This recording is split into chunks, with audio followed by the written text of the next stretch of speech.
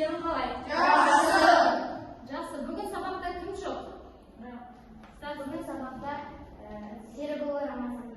Жақсы, отыра қой. Балалар, бүгін сабағымызды бастамас бұрын бірінші топқа бөлініп алайық. Мозаика әдісі арқылы топқа бөлінеміз. Қазір алдыларына қима қағаздарын беремін. Осы қима қағаздарды бір-біріне жалғаймыз. Осы арқылы кімге қандай қағаз түседі, соған байланысты бөлініп отырамыз.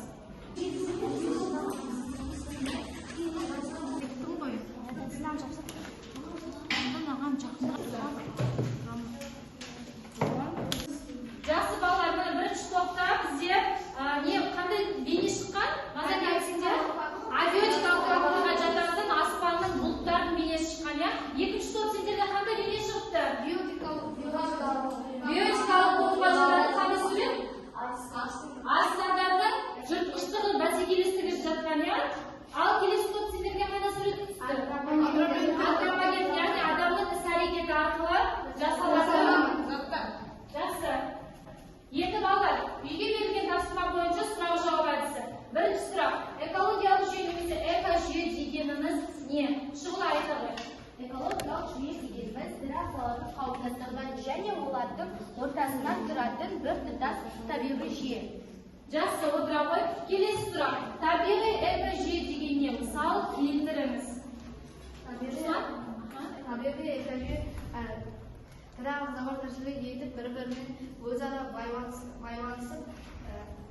әрекеттесіп, энергия алмасатын биологиялық жүйе. Жақсы, отыра ғой. Дұрыс. Жарайсың. Келесі сұрақ: жасанды экожүйе дегеніміз не? Нұрай? Бау-бақша, саябақ, су қоймасы адамның жасалған экожүйесі. Жақсы, өте жақсы. Жарайсыңдар балалар. Жақсы балалар, бүгінгі жаңа сабағымыздың тақырыбы экожүйенің тіршілігіне әсер етуші факторлар. Дәптерімізді ашып, бүгінгі күнді жазып, тақырыпты жазып аламыз. Сабақтың мақсаты экологиялық факторлардың экожүйе қызметіне әсер етуін түсіндіру. Балалар, сонымен экожүйе дегеніміз тірі ағзалар қауымдастығынан және олардың тіршілік ортасынан тұратын экологиялық жүйені айтамыз. Сабағымыз түсінікті болу үшін бейне жазбаға назар аударайық. Барлық ағзалардың тіршілік етуі бір-біріне тәуелді. Бірақ кейбір түрлер арасындағы қарым-қатынас өте күшті болады. Әр алуан түрлердің өте жақын қарым-қатынаста тіршілік етуін селбесу деп атаймыз. Егер мұндай қарым-қатынас екі жаққа да пайдалы болса, ол мутуализм деп аталады.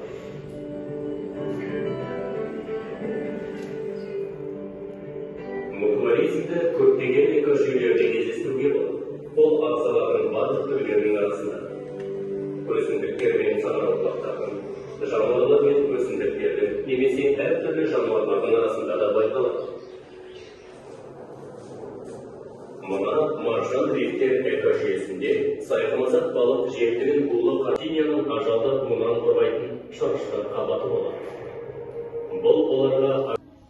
Жақсы балалар, бейне жазбаны көрдік, ал бейне жазбадан нені түсіндік?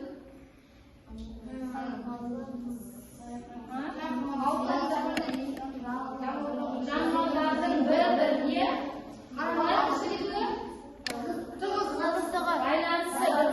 байланысы және бір-бірімен қарым-қатынасы. Жақсы балалар, бүгінгі біздің сабағымыздың да мақсаты осы экологиялық факторлардың экожүйе қызметіне әсер етуін түсіндіру. Сонымен, экожүйе дегеніміз тірі ағзалар қауымдастығынан және олардың тіршілік ортасынан тұратын біртұтас табиғи жүйені айтамыз. Балалар, ағзаларға тікелей әсер ететін барлық сыртқы орта факторларын біз экологиялық факторлар деп атаймыз. Сонымен, экологиялық факторлардың үш түрі бар. Ол біріншісі абиотикалық фактор, екіншісі биотикалық фактор және үшіншісі антропогендік фактор болып бөлінеді. Енді мысал келтірейік, абиотикалық факторларға өлі табиғат жатады. Ол жансыз. Мысалы, күн, су, жел, температура, ылғал, жел. Жақсы.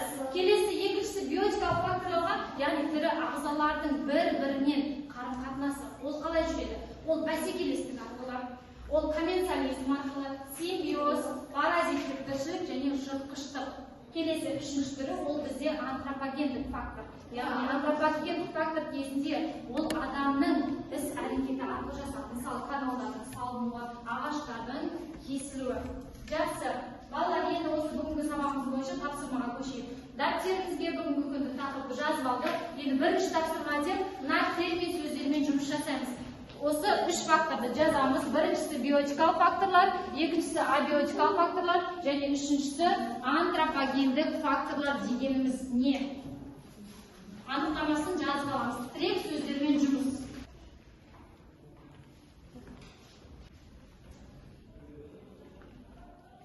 Жақсы балалар, дәптерге жазып болса, енді осы тірек сөздермен кім қалай жазды анықтамасын айтып, Руслан бастай қой. Біріншісі биотикалық факторлар. Тұра қой. Биотикалық факторлар тірі ағзалардың бір-біріне әсері, жыртқыштық, паразиттік өмір, симбиоз. Жақсы, отыра қой, жарайсың. Келесі екіншісі абиотикалық факторлар. Аңыздар, айтады. Абиотикалық факторлар өлі табиғат факторлар, жер бедері, жауын-шашын, температура, қасым, ылғалдық, судың тұздылығы және тағы да басқалар. Жақсы. Келесі антропогендік фактор. Жақсы балалар, келесі екінші тапсырмаға көшейік. Екінші тапсырмада алдыларына екінші тапсырма бойынша тақтада көрсетіліп тұр. Бос орынды толықтырыңыз. Бар ұпай саны 3 ұпаймен беріліп тұр. Бұл жерде абиотикалық факторлар, биотикалық факторлар және антропогендік факторларға мысалдар келтіреміз. Қазір алдыларына мынадай әр фактордың өзіне тән белгілері, мысалдары көрсетілген қима қағаздармен, соны жабыстырып шығамыз.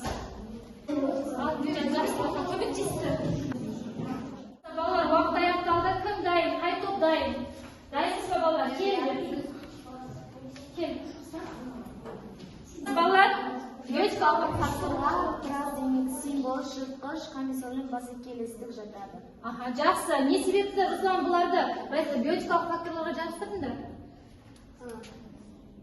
Бәсекелестік жануарлармен бірге қарым-қатынасы сол жабыстырды. Жақсы, яғни бір түрі арасында. Өте жақсы, жарайсың. Жақсы балалар, келесі топ қай топ дайын? Келіңіздер. Антропогендік фактор. Адамның қоршаған ортаға әсер етеді. Ауаның ластануы, ағаштарды кесу, топырақты қопсыту, канал салу. Жақсы. Келесі топ, отыра қойыңдар қыздар. Жақсы балалар, үшінші тапсырма бізде суреттер сөйлейді. Суреттерді дұрыс орналастырыңыз. Мында қазір суреттер берілген. Осы суреттер қай факторға жататынын клеймен белгілеп жабыстырып қоямыз. Алдыңдар қыздар. Тауыр қайғайсы. Bakın dayanışma geldim. Ansar, Arnavut.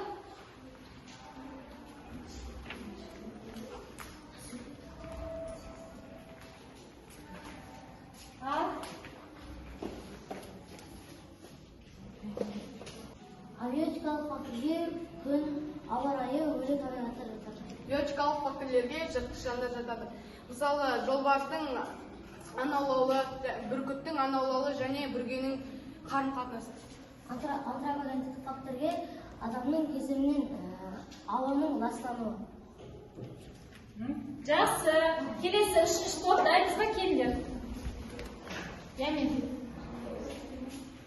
Стикерларға бүгінгі сабақ қандай деңгейде өтті?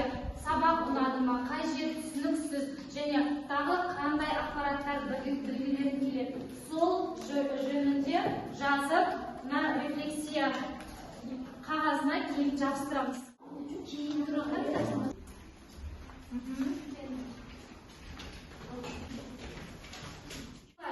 Үйге тапсырма, параграф 47-ні оқып түсінік айтамыз. Антропогендік факторлардың жағымды немесе зиянды әсерлері туралы баяндама жазып келеміз.